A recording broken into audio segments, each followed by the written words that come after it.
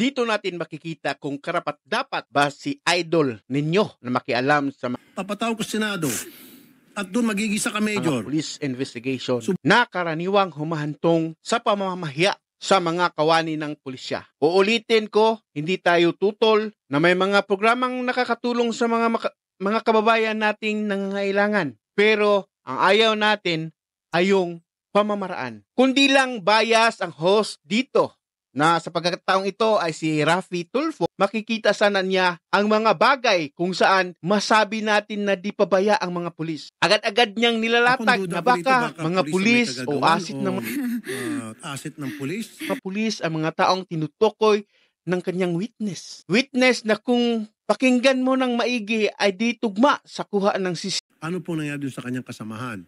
Yung kasama niya po ay tumakbo sa may bukid papuntang Santa Cruz po.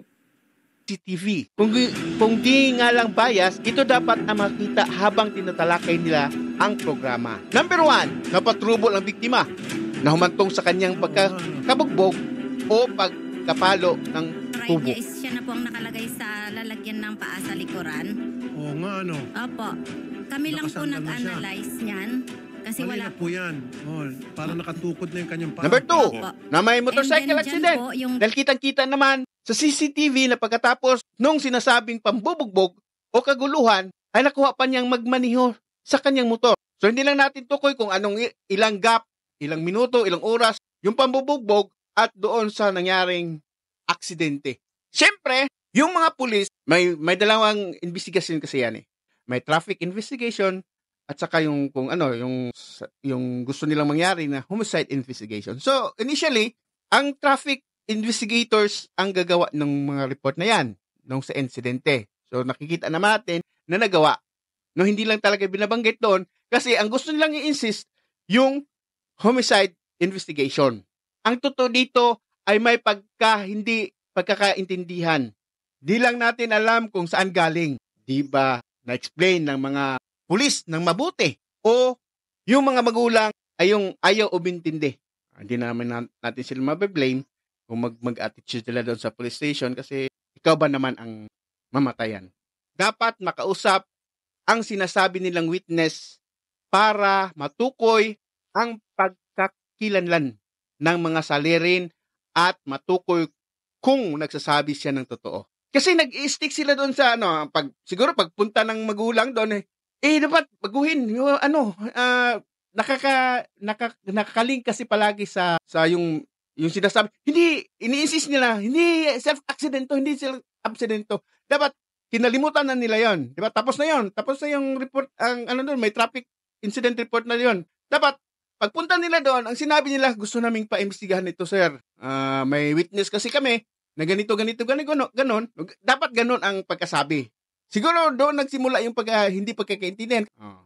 Sinabi nga sa simula pa lang ay sinabi ng mother dito na nawala daw siya sa kanyang katinuan. So mahirap talaga sila magkakaintindihan sa mga panahon na yon. No? Homicide case ito eh. Ang magiging natin dito sana kung nadala yun siya sa may medical intervention kung hindi pa siya di ba na bugbog siya. Sana yung pag-drive niya ng motor, pumunta siya kaagad sa barangay hall o saan ba, nag-report siya, asan ba na malapit na pwedeng maggamot. Siguro na agapan pa. So, ang kaso sana nun is serious physical injury lang. Binugbog. Tapos, pero hindi na agapan kasi hindi natin alam bakit saan pa sila pumunta o hindi na kinaya, nabangga doon, na-disgrasya, ano ba tawag doon. So, eventually, namatay. So, kailangan natin dito is yung death certificate. Tapos yung police report, ito yung hinahanap nila na police report eh. Doon natin makikita yung paglahad. Kalimutan na natin itong bago na ito. No, dapat ito kasi yung police report dapat may witness na dito kung saan ilalahad niya yung kinalaman niya doon sa sa pangyayari. So, paglalahad ng mga kaganapan sa isang krimen. Dito sa police report na sinasabi natin ay ang paglalahad ng kaganapan ng isang krimen. Tapos yung autopsy report, yung cause of death, kung ano ba yung dapat ang sinasabi ng witness ay tugma doon sa police report, autopsy report. So nakikita natin na tugma naman. So okay, meron na tayo. Okay tayo doon. Tugma yung police report at saka sinasabi ng ng witness na yung pagpalo. Tapos mga statement of witnesses. Ang dapat sa statement of witnesses ay paglalahad ng buong pangyayari. Ng pangyayari na masabi niya talaga kung ano yung kaganapan doon sa krimen, no? Na wala yung doubt. Dapat walang doubt kung alam man niya talaga to or gawa-gawa lang niya to. Dapat doon precise talaga na paglalahad ng pangyayari. Tapos, ang pinaka-importante doon, ang pagkakilanlan ng mga salarin. No, para matukoy ang mga salarin. Kahit pag meron tayong ganyan, yung paglalahad ng kaganapan ng krimen, okay yun. Okay na yun. So, problema lang natin dito sa kaso na to ay yung pagkakilanlan. So, walang nakakilala. So, eventually, talaga yan, darating ang panahon na makikilala din yan, pero matagal. Ang problema lang kasi dito may hindi pagkakaintindihan. Hindi pagkakaintindihan ng mga pulis at mga investigador at yung mga complainant. Yun lang naman kaya humantong sila dito sa Raffy Tulfo. Kaya yung kung may makaranas kayo ng mga ganitong insidente, pag ikaw mismo nakikita mo na hindi maaring mabuo ang kaso o malabo hanapin ang hustisya, huwag na tayong maghanap ng dahilan o idamay pa natin yung mga tao na dapat o yung mga tao kagaya ng mga pulis. Huwag nating i-blame na, mahina mag-imbestiga, hindi marunong mag-imbestiga. Alam naman natin, ang hinahanap lang yan Ang hinahanap lang talaga sa pag-iimbestiga ay yung makilala yung mga suspect. Yun lang yun. Tayo mismo, pag alam na natin, mahirap tukuyin kung sino yung salarin. Huwag na tayong pwedeng makilala yung mga salarin. Hindi nagtatrabaho yung mga pulis. Hindi nagtatrabaho yung no? Pag hindi pagkaintindihan lang, sabihin na natin na walang kwenta yung mga pulis. Hindi tapat sa trabaho. Hindi. Kagaya nito, na dumating pa sa personalan. Hindi natin alam kung anong dahilan, no? Kung hindi natin alam kung anong dahilan ng investigador na hindi siya naka-uniforme, naka-civilian siya. Hindi tayo sa hantong sa mga ganun na bagay.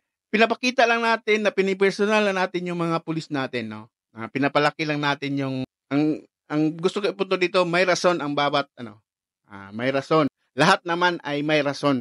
Ang kulang lang ay ang makinig. May mga tao kasi na ayaw na makinig, hindi na nga nakikinig, mapanghusga pa. Gusto mo po, Major, mapapatawag mo si Garrett? Major, ipapatawag kita ulit sa Senado. Isa ka ulit ang papatawag ko sa Senado. At doon magigisa ka, Major. Subukan mo magsinungaling. Subukan mo, makukulong ka. Makatikim ka makulong. Isang Major na kulong sa Senado for 1 week. Who knows, baka mamaya gagawin ko pa 1 buwan.